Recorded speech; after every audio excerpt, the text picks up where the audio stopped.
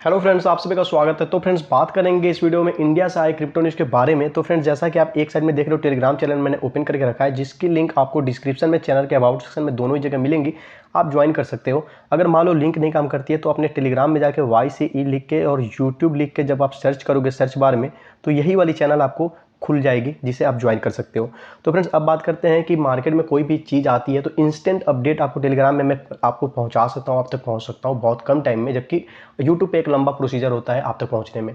उसके अलावा फ्रेंड्स, बहुत सारी इन्फॉर्मेशन और नॉलेज है, समय समय के साथ मैं आपके साथ शेयर करना शुरू करूंगा इस टेलीग्राम चैनल पे। तो फ्री है बिल्कुल, कोई भी पैसा वगैरह तो लगेगा नहीं कि आपको ज़्यादा सोचना है। मिला जुला के आपको बेनिफिट नहीं होगा, ओवरऑल लॉस होने का कोई चांस बन नहीं रहा है। तो आप ज्वाइन कर लो। अभी थोड़ा मैं बिजी चल रहा हूँ तो अभी ज़्यादा टेलीग्राम पर काम नहीं हो रहा है, बट आप ज्वाइन करके रखो। धीरे धीरे बहुत सारी बेनिफिट आपको देखने को मिलने वाली है। तो फ्रेंड्स, चलो अब चलते हैं न्यूज़ की तरफ और शुरू करते हैं इस न्यूज़ के बारे में डिटेल में बात करना। तो फ्रेंड्स, बात करें सबसे पहले हेडिंग के ऊपर, तो आप यहाँ पे देखो जो इंडियन रेगुलेटर है उनका यहाँ पे कहना कि क्रिप्टो जो डिसेंट्रलाइज्ड नेचर, कि क्रिप्टो का जो डिसेंट्रलाइज्ड नेचर है वो क्या कर रहा है, तो रेगुलेशन को चैलेंजिंग बना रहा है। तो फ्रेंड्स, क्रिप्टो का डिसेंट्रलाइज, तो आपको सबसे पहले यहाँ पे पता होगा कि क्रिप्टो है डिसेंट्रलाइज, मतलब कि जो आपको इंडिया की करेंसी है वो गवर्नमेंट ऑथराइज्ड करेंसी है। मतलब इंडिया का मतलब इंडिया का जो गवर्नमेंट है उसका उस पर अथॉरिटी है, इसका मतलब वो सेंट्रलाइज हुआ। लेकिन इसके ऊपर किसी एक गवर्नमेंट या किसी भी गवर्नमेंट का अथॉरिटी नहीं है, इसलिए इसको डिसेंट्रलाइज, मतलब जो केंद्रित ना हो, जिसका कोई एक केंद्र ना हो। तो चलो अब यहाँ पे बात खत्म। अब आते हैं नीचे मुद्दा पे, और ये सब चीज़ें मैंने उन लोगों के लिए बताया जो जिसको ये तक भी नहीं पता था। बट वैसा नहीं है कि आप लोगों को नहीं पता होगा, मुझे पता है, बट चलो कोई बात नहीं। अब आते हैं फ्रेंड्स, अब यहाँ पर डिटेल में बात करेंगे इस न्यूज़ के ऊपर। तो देखो सेम चीज़ है।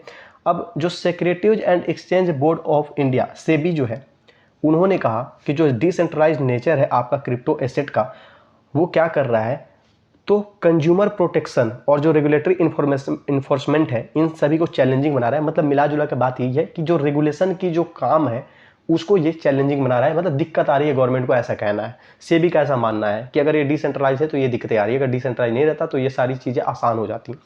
तो फ्रेंड्स, अब थोड़ा सा नीचे आएंगे, अभी ये सारी बातें निकल कर कहाँ से हैं। जैसे कि आपको पता है कि मैं जो इंडिया से न्यूज़ आता है उसको काफ़ी डिटेल में बात करता हूँ आपके साथ में।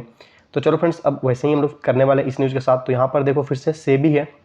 अब जिस तरह से कथित तौर पे ये चीज़ें जो निकल कर आ रही है कि इसने parliamentary standing committee on finance जो है उससे ये बातें कही है कि भाई जो डिसेंट्रलाइज नेचर है क्रिप्टो एसेट्स का, ये क्या कर रहा है, तो किसी भी तरह की जो कंज्यूमर प्रोटेक्शन है या जो रेगुलेटरी इन्फोर्समेंट है इस एसेट क्लास के लिए, इसको ये चैलेंजिंग बना रहा है, मतलब दुविधापूर्वक बना रहा है।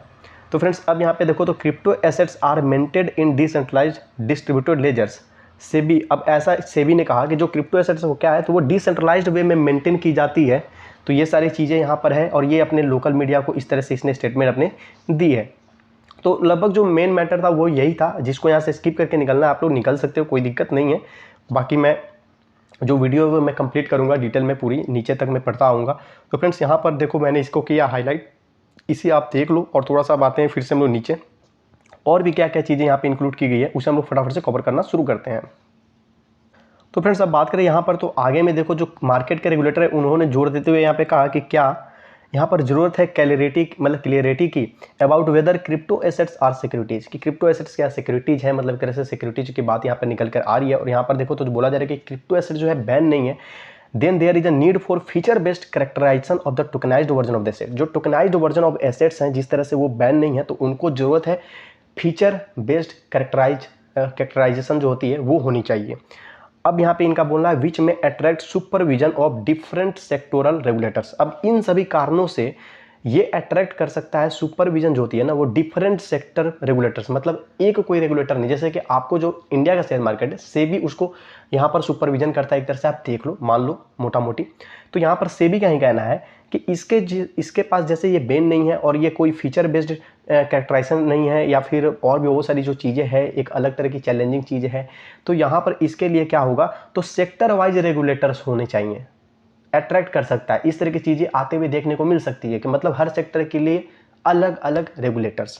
तो फ्रेंड्स, अब यहाँ पे नीचे आओ थोड़ा सा, तो यहाँ पर जो रेगुलेटर है, मतलब वही सेबी जो है, इन्होंने एक्सप्लेन करते हुए कहा कि there could be more than one regulator of for crypto. अब यहाँ पे इन्होंने कहा कि क्रिप्टो के लिए एक रेगुलेटर से ज़्यादा हो सकता है। जैसे सेबी भी एक तरह रेगुलेटर है, तो यहाँ पर इनका ही कहना है कि क्रिप्टो के लिए एक रेगुलेटर से ज़्यादा रेगुलेटर की आवश्यकता पड़ सकती है, ऐसा हो सकता है। अब यहाँ पे इन्होंने इस चीज़ को बताया क्योंकि different aspects of the crypto industry could be overseen by different regulators. अब इन्होंने कहा कि जो क्रिप्टो की डिफरेंट एस्पेक्ट्स है, मतलब अलग अलग तरह की चीज़ें हैं, अलग अलग तरह की जो गतिविधियाँ हैं, नज़रिया है, उन सभी एस्पेक्ट्स के लिए, हर एक दिशा के लिए, इस क्रिप्टो इंडस्ट्री के लिए नज़र रखने के लिए अलग अलग जो है रेगुलेटर्स होने चाहिए। तो फ्रेंड्स यहाँ तक बातें जो है सब कुछ क्लियर हो चुकी है। अब बस जल्दी जल्दी से मैं फिनिश कर रहा हूँ फ्रेंड्स। यहाँ पे देखो जो सेबी है, इन्होंने बोला कि जिस तरह से जो consumer products should be protected, किसके द्वारा होना चाहिए, तो कंज्यूमर प्रोटेक्शन एक्ट होना चाहिए। अब डिटेल में इन्होंने थोड़ा सा डिटेलिंग में आना शुरू किया। तो जैसे इन्होंने बोला कि मान लो जो कंज्यूमर प्रोडक्ट्स है तो उसके लिए क्या होना चाहिए, तो वो प्रोटेक्टेड होना चाहिए कंज्यूमर प्रोटेक्शन एक्ट के द्वारा। उसके अलावा इन्होंने बोला जो आरबीआई है could also regulate crypto trading, के आरबीआई को भी क्रिप्टो ट्रेडिंग को रेगुलेट करना चाहिए, मतलब सॉरी क्रिप्टो ट्रेडिंग प्लेटफॉर्म को under foreign exchange management act, जो FEM है, फेमा बोलो, जो फेमा एक्ट है उसके थ्रू। और यहाँ पे फिर से एक लाइन इन्होंने बोला कि जो डिजिटल करेंसी एक्ट्स है as a bridge between the fiat currency of the foreign jurisdiction and Indian रूपी।